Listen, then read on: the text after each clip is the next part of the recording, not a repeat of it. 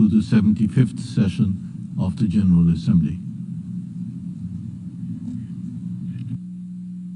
Mr. President, Secretary General, Excellencies, ladies and gentlemen.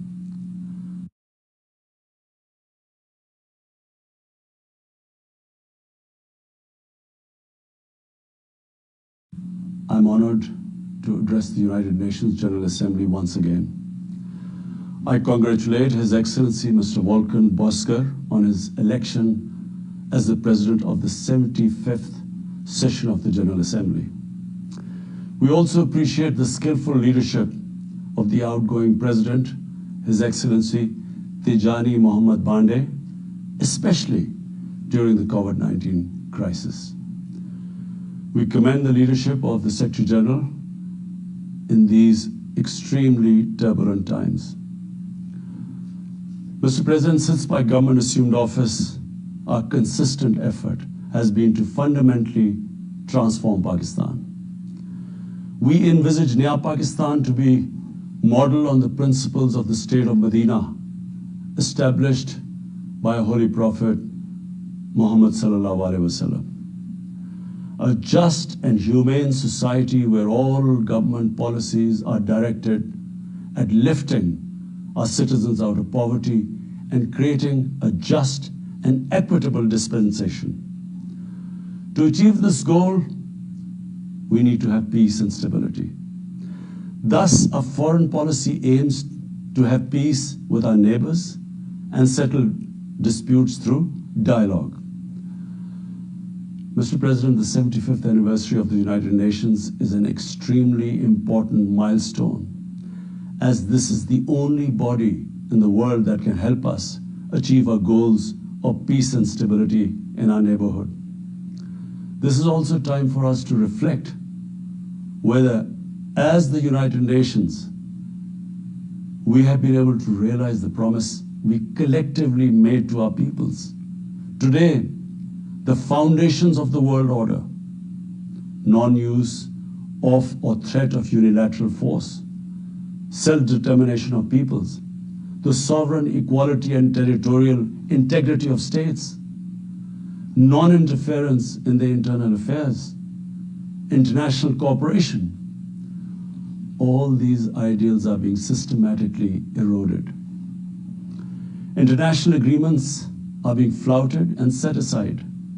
Renewed great power rivalries are leading to a new arms race. Conflicts are proliferating and intensifying. Military occupation, illegal annexations are suppressing the rights of human beings to self-determination. According to the respected Professor Noam Chomsky, mankind is at even a greater risk than it was before the First and Second World Wars in the last century. And this is because of the threat, increased threat of nuclear war, climate change, and sadly the rise of authoritarian regimes. We must come together to prevent such a catastrophe. We believe that the driving force in international relation must be cooperation, in accordance with the principles of international law and not confrontation and force. We all must emphatically reaffirm our support for multilateralism. Mr. President, the COVID-19 pandemic has illustrated the oneness of humanity. In our interconnected world, no one is safe unless everyone is safe. Locking down to control the pandemic has triggered the worst recession since the Great Recession in the last century. This has hit the poorest countries the hardest, as well as the poor in all the countries. In Pakistan, we realized very early on that if we imposed a strict lockdown, the type that several affluent countries had imposed, we would have more people dying of hunger than the virus. Therefore, we adopted a policy of smart lockdown. While concentrating on the hotspots, the virus hotspots, we opened up our agriculture sector immediately, and then followed it up by the construction sector, which employed most of the people. At the same time, and this is despite financial constraints, my government deployed $8 billion, unprecedented amount, for our health services, plus support the poorest and most vulnerable households with direct cash payments through SARS program. And then subsidies to the small businesses. Even though our smart lockdown was heavily criticized in the beginning, but thanks to the Almighty Allah's grace, we have not only managed to control the virus, stabilize our economy, but most importantly, we have been able to protect the poorest segment of the society from the worst fallout of the lockdown. Today, Pakistan's response is cited among the success stories in controlling and responding to the pandemic. However, we are still not out of the woods, like no country is out of the woods today. But Mr. President, it was obvious from the outset that developing countries would need fiscal space to respond to and recover from the COVID crisis. Debt relief is one of the best ways to create that fiscal space for developing countries. Therefore, in early April, I called for a global initiative on debt relief. We appreciate the G20's official debt suspension initiative and the emergency and rapid financing offered by the IMF, World Bank, Asian Development Bank, and UN agencies. This, however, is not going to be enough. The IMF has estimated that developing countries will need over $2.5 trillion to respond and recover from the crisis. The official debt suspension will need to be extended and expanded. Additional debt relief measures will also be needed. Development banks should ensure adequate financial inflows. Rich countries have generated over $10 trillion to finance their own response and recovery. They should support the creation of at least $500 billion in new special drawing rights for the developing world. Mr. President, in my address to the General Assembly last year, I had highlighted the tremendous damage that illicit financial flows from developing countries to rich countries and to offshore tax havens cause. This leads to the impoverishment of the developing nations. Money that could be used towards human development is siphoned off by corrupt elites. The loss of foreign exchange causes currency depreciation. That in turn leads to inflation and poverty. The quest for getting back these stolen resources is nearly impossible, given the cumbersome procedures. Moreover, the powerful money launderers have access to the best lawyers. And sadly, because they are the beneficiaries, there is a lack of political will in the rich countries to curb this criminal activity.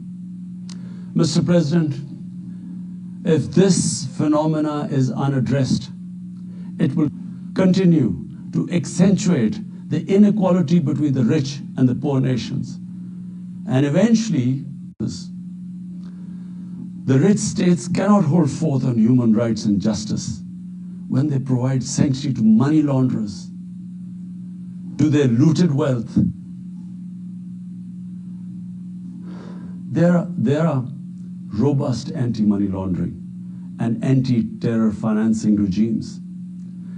I call upon this Assembly to take the lead in efforts to build a global framework to stem the illicit financial flows and ensure speedy repatriation of stolen wealth. It is important to realize that the aid that flows from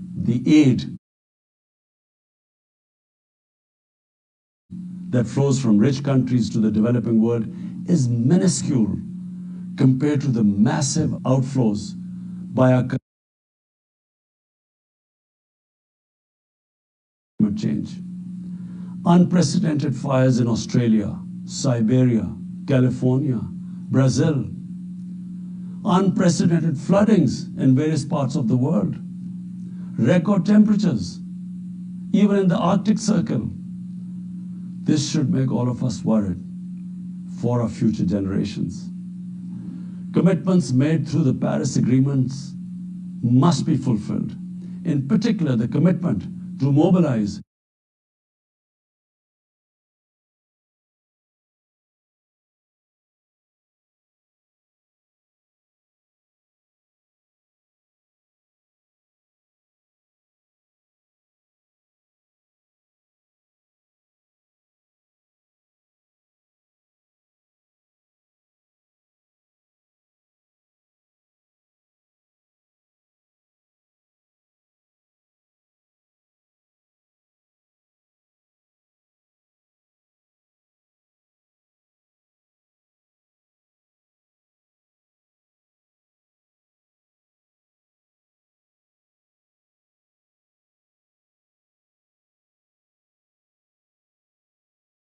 to bring humanity together. Unfortunately, it has instead fanned nationalism, increased global tensions, and given rise to racial and religious hatred and violence against vulnerable minorities in several places. These trends have also accentuated Islamophobia. Muslims continue to be targeted with impunity in many countries. Our shrines are being destroyed.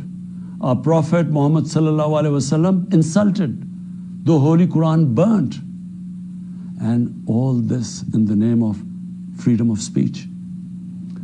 Incidents in Europe, including republication of blasphemous sketches by Charlie Hebdo, are recent examples. We stress that willful provocations and incitement to hate and violence must be universally outlawed. This assembly should declare an international day to combat Islamophobia and build a coalition to fight the scourge that splits humanity.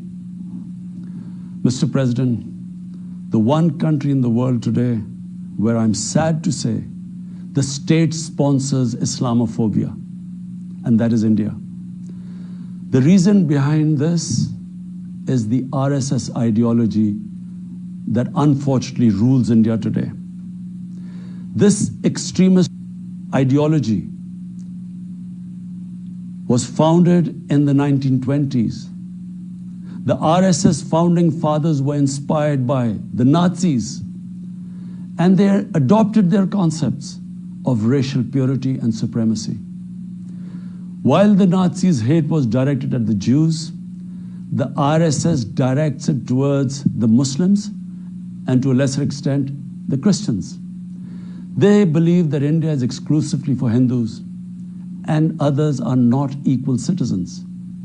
The secularism of Gandhi and Nehru has been replaced by the dream of creating a Hindu Rashtra by subjugating, even cleansing, India's 200 million Muslims and other minorities. In 1992, the RS destroyed the Babri Masjid. In 2002, some 2,000 Muslims were slaughtered in Gujarat, and this was under the watch of Chief Minister Modi. In 2007, over 50 Muslims were burnt alive by RSS arsonists aboard the Samjhota Express train. In Assam, around 2 million Muslims face the prospects of being arbitrarily stripped of their nationality through the adoption of discriminatory laws. There are reports of large concentration camps being filled by Muslim Indian citizens.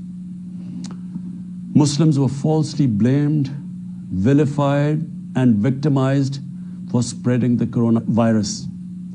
They were denied medical attention on many occasions. Their businesses were boycotted. Cow vigilantes attack and kill Muslims with impunity. Last February, Muslim faced targeted killings with police complicity in New Delhi. Mass registrations in the past have often been a precursor to genocide. For example, the Nuremberg laws in Germany in 1935, and then in 1982 in Myanmar. The Hindutva ideology is said to marginalize almost 300 million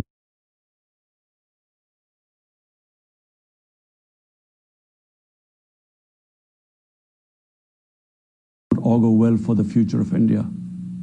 As we all know, that marginalization of human beings leads to their radicalization. Mr. President, for over 72 years, India has illegally occupied Jammu and Kashmir against the wishes of the Kashmiri people and in blatant violation of the resolutions of the Security Council and indeed its own commitments to the people of Kashmir. On 5th August last year, India illegally and unilaterally sought to change the status of the occupied territories and deployed additional troops, bringing the total number to 900,000, to impose a military siege on 8 million Kashmiris. All Kashmiri political leaders were incarcerated. About 13,000 Kashmiri youth were abducted and thousands tortured. A complete curfew was imposed, accompanied by a total communications blackout. Indian occupation forces have used brute force, including pellet guns against peaceful protesters, imposed collective punishments, including the destruction of entire neighborhoods,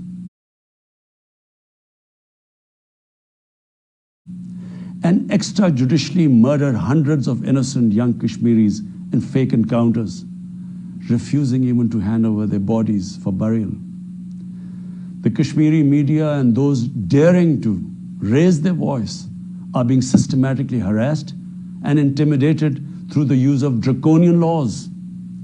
All of this is well documented in the reports of the United Nations High Commissioner for Human Rights, communications from the Special Rapporteurs of Human Rights Council, statements from human rights and civil society organizations. The international community must investigate these grave violations and prosecute the Indian civil and military personnel involved in state terrorism and serious crimes against humanity being perpetrated, I'm sad to say, with complete impunity.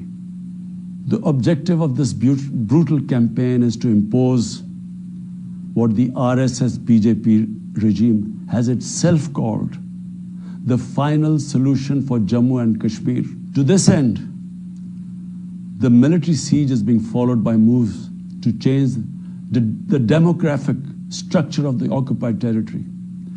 This is an attempt to obliterate the distinct Kashmiri identity in order to effect the outcome of a plebiscite envisaged in the UN Security Council resolutions.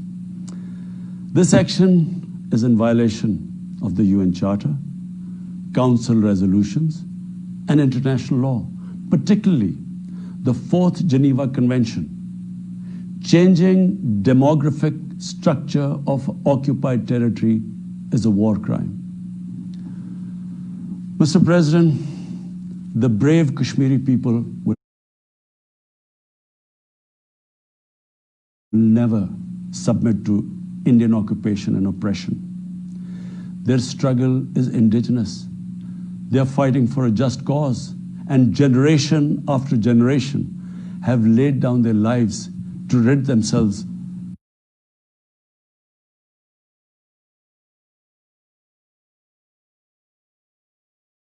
in the legitimate struggle for self-determination. Mr. President, in order to divert attention from its illegal actions and atrocities in Indian-occupied Jammu and Kashmir, India is playing a dangerous game of upping the military ante against Pakistan in a nuclearized environment. Despite constant Indian provocations and ceasefire violations along the line of control and the working boundary, targeting innocent civilians, Pakistan has exercised maximum restraint. We have consistently sensitized the world community about a false flag operation and another ill-conceived misadventure by India. My parents, Mr. President, were born in the colonial India, and I was the first generation that grew up in an independent Pakistan. I want to make it clear that any attempt by the fascist, totalitarian, RSS-led Indian government to aggress against Pakistan will be met by a nation that will fight for its freedom to the end. Mr. President, there will be no durable peace and stability in South Asia until the Jammu and Kashmir dispute is resolved on the basis of international legitimacy. Kashmir has been rightly described as a nuclear flashpoint. The Security Council must prevent a disaster conflict and secure the implementation of its own resolutions, as it did in the case of East Timor. The Council has considered the situation in Jammu and Kashmir 3 times in the past year. It must take appropriate enforcement actions. It must also take steps to protect the Kashmiris from an impending genocide by India. Pakistan has always called for a peaceful solution.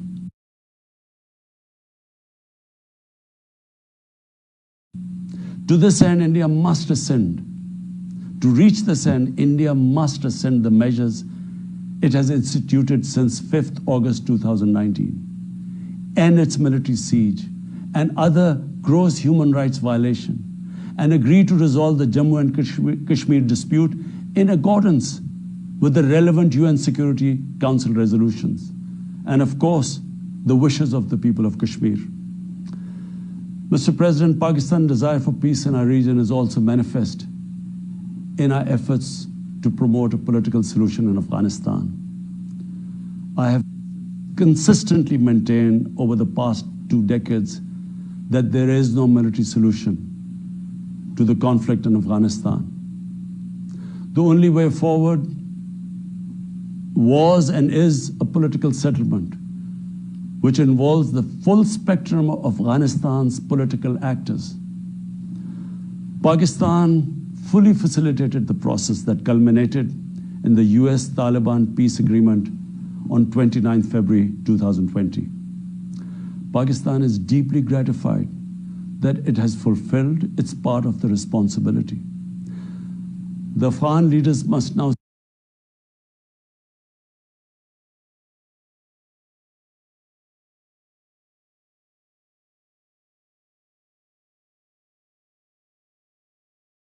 seize this historic opportunity to achieve reconciliation and restore peace in the war-torn country.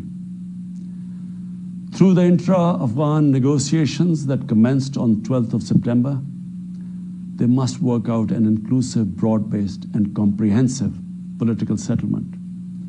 The process must be Afghan-led and Afghan-owned, and without any interference or outside influence. Early return of Afghan refugees must be part of this political solution. After almost 2 decades of war, it is imperative not to allow spoilers within and outside Afghanistan to subvert the peace process. Peace and stability in Afghanistan will open new opportunities for development and regional connectivity. Mr. President, Palestine remains a festering wound. A just and lasting settlement is indispensable for the Middle East and actually the world. Illegal annexations of Palestinian territory, the building of illegal settlements, and the imposition of inhuman living conditions on the Palestinian people, especially in Gaza, cannot bring peace to a troubled region. Pakistan continues to support a 2-state solution, in line with the UN General Assembly and Security Council resolutions, within the international agreed parameters, and they are pre-1967 borders, and Al-Quds Al-Sharif as the capital of a united, contiguous, and independent Palestinian state. Mr. President, the United Nations remains the best legitimate avenue for collective action in managing international conflicts, fostering peace and security, promoting equitable development, and addressing to the challenges of our times. A comprehensive reform of the United Nations, including the Security Council, is essential to promote greater democracy, accountability, transparency, and efficiency.